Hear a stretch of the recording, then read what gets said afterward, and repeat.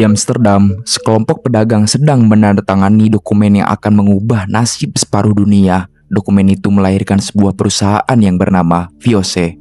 Dalam beberapa dekade, VOC akan mengirim armada ke Nusantara, memonopoli rempah, menghancurkan kerajaan-kerajaan lokal, dan memulai 350 tahun penjajahan yang mengubah segalanya.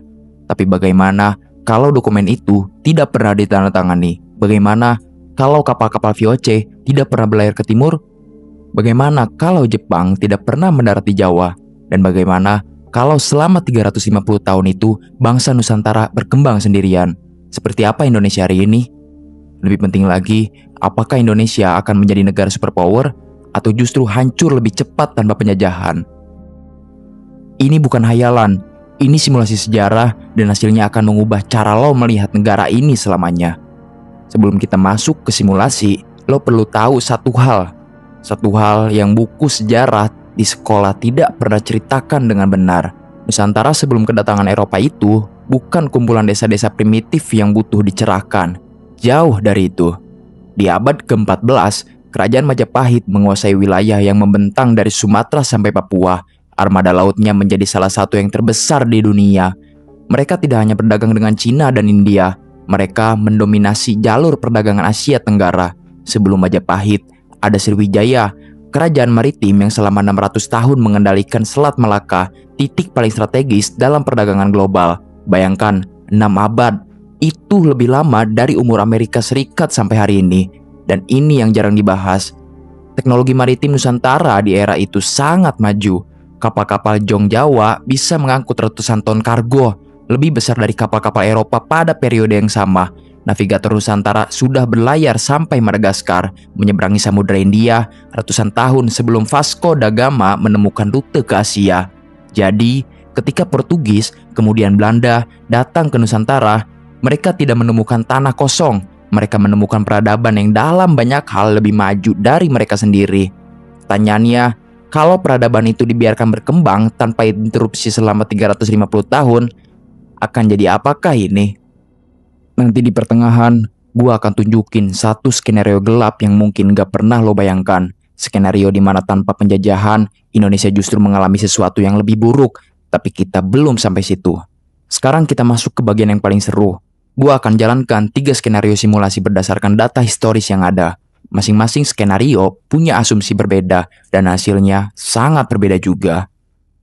Skenario pertama, Majapahit tidak runtuh di akhir abad ke-15. Gajah Mada berhasil menyatukan seluruh Nusantara dan penerusnya mempertahankan persatuan itu. Dalam skenario ini, Nusantara menjadi kekuatan tunggal dengan kendali penuh atas rempah yang saat itu nilainya setara emas. Kerajaan ini akan menjadi salah satu entitas terkaya di dunia. Rempah Nusantara bukan komoditas biasa. Pala, cengkeh, dan lada adalah alasan utama Eropa membiayai ekspedisi melintasi dunia. Kalau Nusantara bisa mempertahankan monopoli itu tanpa intervensi Eropa, kekayaan yang mengalir selama 350 tahun itu tidak pergi ke Amsterdam. Kekayaan itu tetap di sini. Sejarawan ekonomi memperkirakan nilai perdagangan rempah Nusantara pada abad ke-16 dan ke-17 setara dengan ratusan miliar dolar di hari ini per tahun. Kalikan itu dengan 350 tahun tanpa ekstraksi kolonial. Dengan kekayaan itu, Nusantara bisa membangun angkatan laut terkuat di Asia, infrastruktur pelabuhan yang menyaingi Cina, sistem pendidikan dan birokrasi yang mapan. Ini bukan fantasi, ini extrapolation dari trajectory yang udah ada sebelum Eropa datang. Tapi tunggu dulu, sebelum lo terlalu excited, ada masalah besar dengan skenario ini. Sejarah menunjukkan bahwa kerajaan besar yang menguasai wilayah luas selalu punya satu masalah, fragmentasi internal. Majapahit sendiri runtuh bukan karena serangan luar, tapi karena perang saudara, pemberontakan daerah, ketegangan antara pusat dan wilayah pinggiran yang membawa kita ke skenario kedua. Ini skenario yang lebih realistis menurut banyak sejarawan. Tanpa tekanan dari luar, tanpa musuh bersama bernama penjajah, kerajaan-kerajaan Nusantara kemungkinan besar akan terus berperang satu sama lain. Pikirin seperti ini, apa yang menyatukan Indonesia sebagai satu negara? Sumpah Pemuda lahir dari pengalaman bersama di bawah penjajahan Belanda. Bahasa Indonesia menjadi bahasa persatuan karena kita butuh satu bahasa untuk melawan satu musuh. Konsep Indonesia sebagai sebuah bangsa lahir justru karena penjajahan. Tanpa penjajahan, tidak akan ada Indonesia. Yang ada adalah Jawa, Sunda, Bugis, Minang, dan Bali.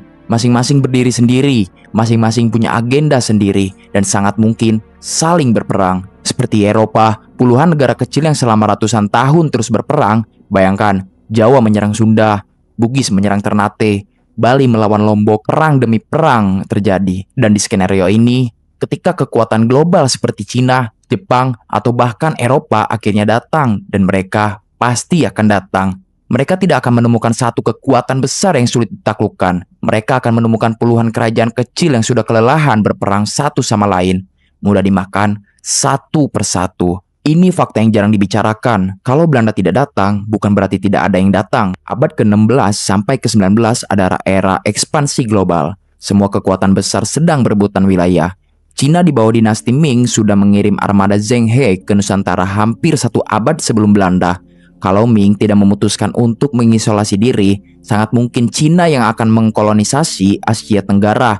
Dan penjajahan Cina secara historis tidak lebih lembut dari penjajahan Eropa atau Jepang yang memang akhirnya menjajah sebagian besar Asia di Perang Dunia Kedua. Tanpa kehadiran Belanda, Jepang mungkin akan datang lebih awal dengan kekuatan militer yang jauh lebih besar. Ironi yang menyakitkan, dalam skenario ini, penjajahan Belanda yang kita benci mungkin justru akan melindungi Nusantara dari penjajahan yang lebih buruk. Sebentar lagi, kita akan masuk ke bagian yang paling kontroversial dari video ini. Satu pertanyaan yang gue yakin akan bikin komentar section meledak. Sekarang kita masuk ke bagian yang paling tidak nyaman dari video ini. Ada satu teori dalam ilmu sejarah yang disebut sebagai paradoks penjajahan.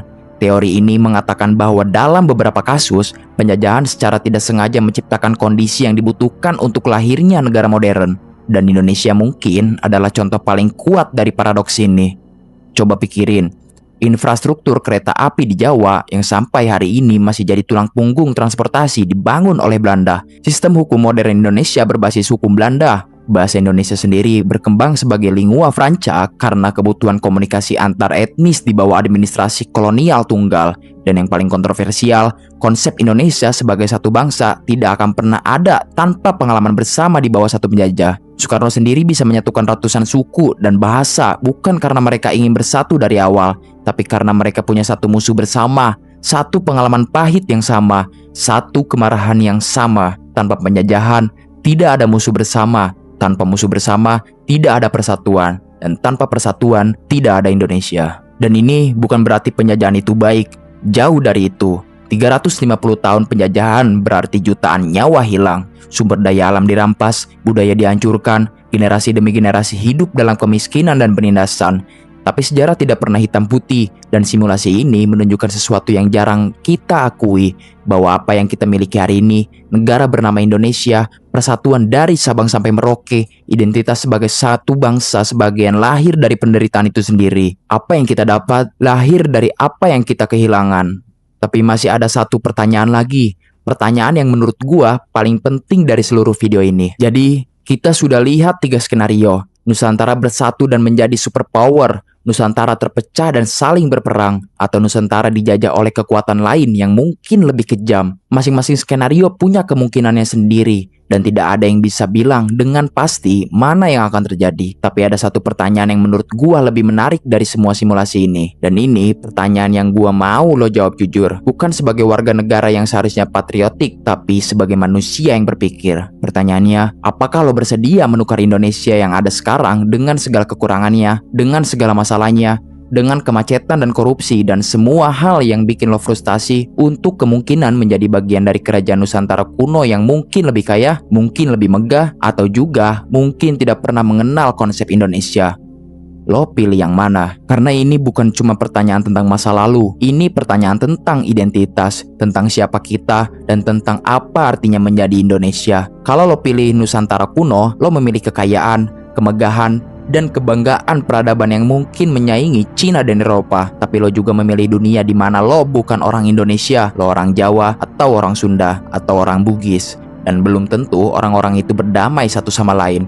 Kalau lo pilih Indonesia modern, lo memilih persatuan yang lahir dari penderitaan. Bangsa yang ada bukan karena memilih untuk bersatu, tapi karena dipaksa oleh keadaan untuk menemukan kesamaan di tengah perbedaan. Dan mungkin justru itulah yang membuat Indonesia spesial. Bukan karena kita sempurna, bukan karena sejarah kita indah, tapi karena kita ada di sini bersama, Meskipun segala sesuatu dalam sejarah berusaha memisahkan kita, 350 tahun itu waktu yang sangat lama, waktu yang cukup untuk menghancurkan sebuah bangsa atau melahirkannya. Dan mungkin yang terjadi pada kita adalah keduanya. Gua buat video ini bukan untuk menyederhanakan sejarah, bukan untuk bilang penjajahan itu baik atau buruk, karena jawabannya sudah jelas. Penjajahan itu salah, tapi sejarah itu kompleks, dan kadang untuk benar-benar menghormati perjuangan nenek moyang kita perlu melihat sejarah bukan hanya dari sudut pandang yang nyaman, tapi dari semua sudut, termasuk yang menyakitkan. Dan mungkin itulah pelajaran yang paling penting dari simulasi ini, yang menentukan masa depan Indonesia bukan apa yang terjadi 350 tahun lalu, tapi apa yang kita lakukan hari ini dengan negara yang sudah kita miliki, dengan persatuan yang sudah dibayar sangat mahal. Pertanyaan terakhir gue buat lo, dan ini serius, gue baca setiap komentar.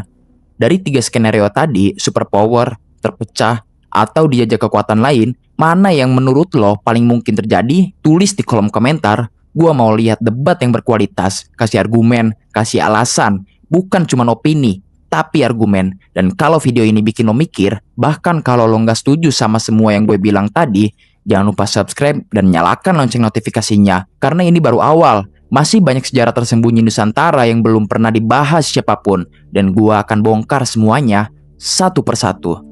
Gua Virgis Dihar dari Kamar Misteri. Peace out.